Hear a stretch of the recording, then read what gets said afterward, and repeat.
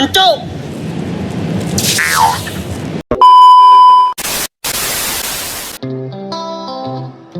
Halo guys, welcome back again with Sarjana Pintu. Bagaimanakah kabar kalian hari ini? Kuharap kabar kalian senantiasa sehat dan baik-baik saja ya. Amin. Seperti biasa di siang yang mantap ini, gue bakal nemenin kalian semua dengan membahas film yang keren abis. Kali ini gue bakal menceritakan sebuah film berjudul Outside the Wire, dimana film ini dirilis tahun 2021. Film bergenre action ini akan menceritakan perjuangan aktor utama kita yang bernama Thomas. Ia adalah seorang pilot drone dari Kesatuan Tentara Amerika. Saat itu ia menjalani misi pembuangan bersama aktor utama lainnya yaitu Leo. Karena sebelumnya ia melakukan kesalahan di mana dirinya telah mengambil keputusan yang tidak mendengarkan komando dari atasannya. Namun ketika Thomas menjalani misi itu, ternyata banyak kejutan dan kejadian tak terduga yang terjadi. Leo si robot jenius melakukan banyak tindakan menyimpang yang justru akan menyerang kembali pihak Amerika Serikat. Jangan lupa klik tombol subscribe dan nyalakan lonceng notifikasinya agar kalian tidak ketinggalan konten-konten terbaru dari channel Sarjana Pintu. Lalu bagaimanakah kisah Thomas menggagalkan aksi Leo si robot jenius? Segera siapkan posisi rebahan terbaik kalian, simetriskan celana dalam, ambil kajut tetangga, dan cekicrot. Oh shit, she's a hottie, congratulations. Di awal film kita akan diperlihatkan aktor utama kita yaitu Thomas. Saat itu ia sedang melakukan pengamatan pada lokasi pertempuran di daerah konflik Rusia. Saat itu sedang terjadi baku tembak yang pada akhirnya membuat ia mengambil keputusan sendiri, di mana Thomas menembak sebuah mobil yang sangat mencurigakan. Karena beranggapan akan menyelamatkan banyak pasukan dan meminimalkan jumlah korban, ternyata truk itu berisi Gams. Itu adalah robot otomatis yang diciptakan untuk membantu dalam pertempuran. Atas kesalahan fatal ini, Thomas diberikan hukuman. Ia dikirim ke kamp pelatihan Nathaniel untuk menemui seorang kapten bernama Leo. Setelah itu scene pun berpindah, di mana Thomas sudah sampai ke lokasi pelatihan. Ia bertemu dengan Kolonel Eka dan bertanya di mana ia bisa menemui Kapten Leo. Eka pun memberitahu ruangan Kapten Leo dan sedikit memberikan nasihat kepada Thomas. Karena ia tahu bahwa hanya prajurit-prajurit bermasalah saja yang dikirim untuk menemui Kapten Leo. Setelah itu Thomas segera pergi menuju ke ruangan Kapten Leo. Ketika pertama kali bertemu, Kapten Leo terlihat cukup sibuk, namun ia segera menyelesaikan pekerjaannya. Ia menjelaskan tentang tugas apa saja yang akan dikerjakan oleh Thomas selama menjadi asistennya. Thomas sangat terkesima ketika mengetahui bahwa Kapten Leo adalah seorang robot biotek generasi terbaru ciptaan Amerika Serikat. Setelah itu Leo mengajak Thomas pergi ke kamp pengungsian untuk mengantarkan vaksin yang sangat dibutuhkan para korban. Thomas terlihat sedikit gugup karena itu adalah misi lapangan pertamanya. Maklum saja karena itu sangat jauh dengan bidang keahlian Thomas sebelumnya, yaitu seorang pilot drone pengintai milik Amerika Serikat. Leo sesekali mengajak bercanda Thomas dengan tujuan mengurangi rasa panik yang dirasakan olehnya. Ketika dalam perjalanan, Thomas dan Leo sempat mengalami insiden kecil, di mana ia dihadang.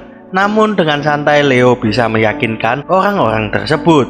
Namun ternyata itu adalah jebakan dari kelompok pemberontak. Terjadilah baku tembak sengit antara tentara dan pasukan pemberontak.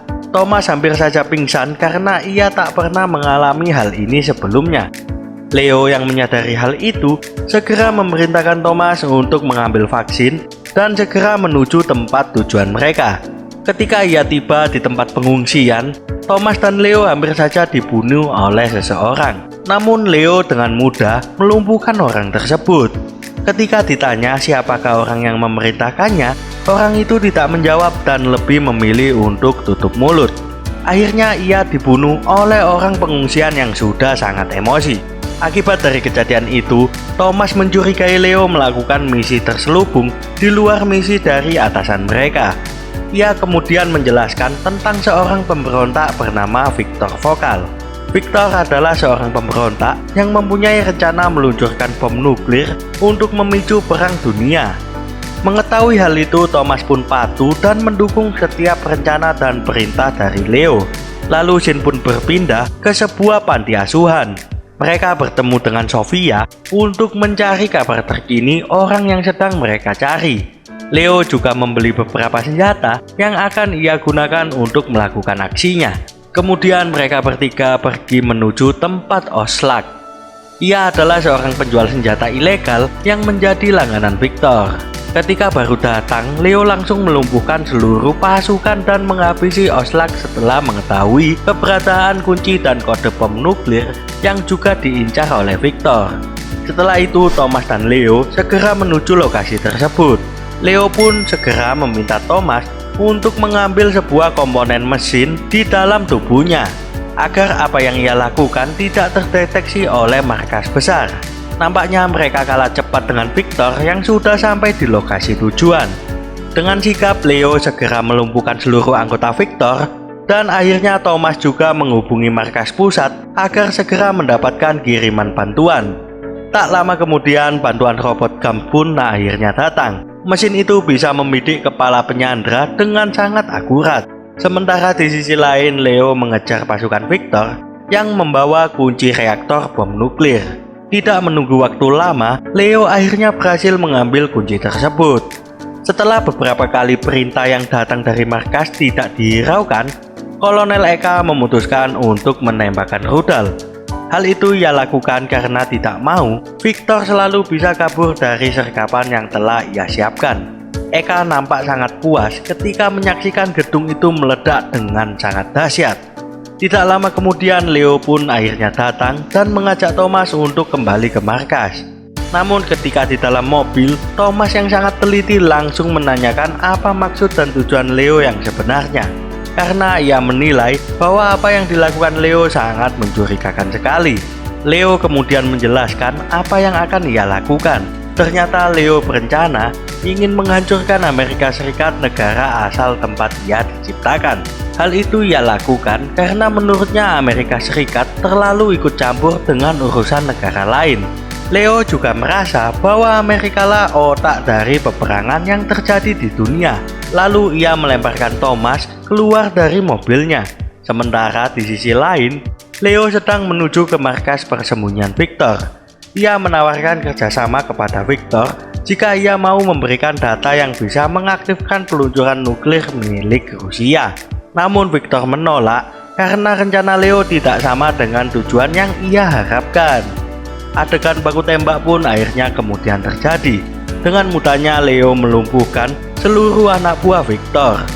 Meski sempat beberapa kali tertembak, Leo tidak terluka sedikit pun karena kita ketahui bahwa Leo adalah sebuah robot jenius dan tercanggih di dunia. Setelah membunuh Victor, ia pun mengambil data yang ia butuhkan. Lalu Shin akan berpindah kembali ke Thomas. Setelah tersadar, Thomas mengalami kesialan lagi. Ia disandra oleh Sofia dan kawan-kawannya.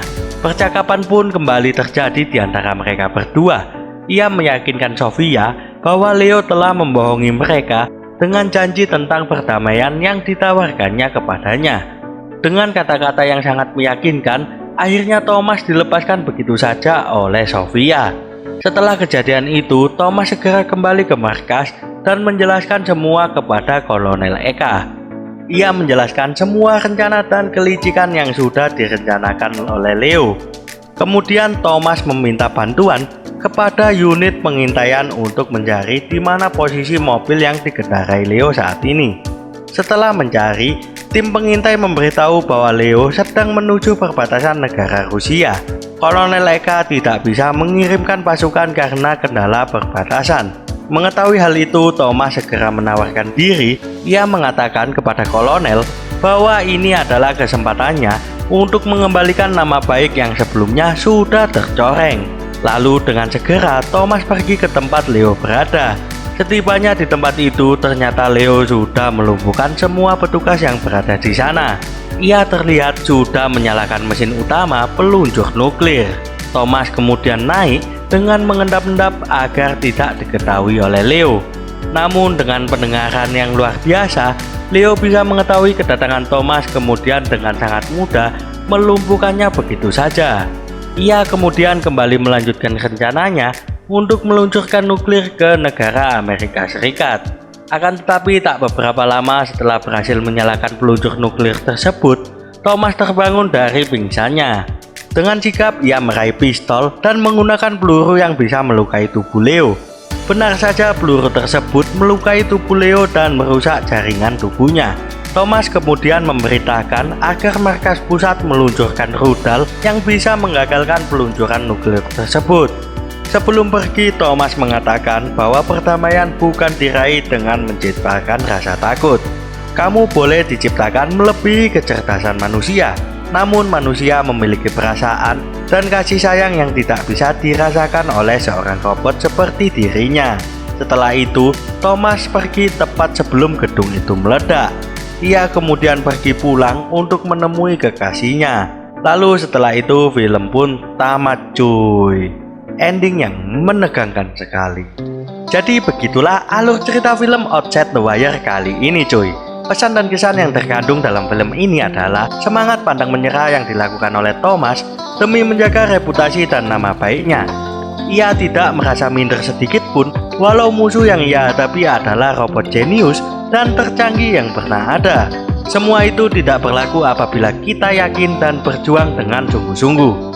Terima kasih bagi kalian semua yang telah menonton film ini sampai habis.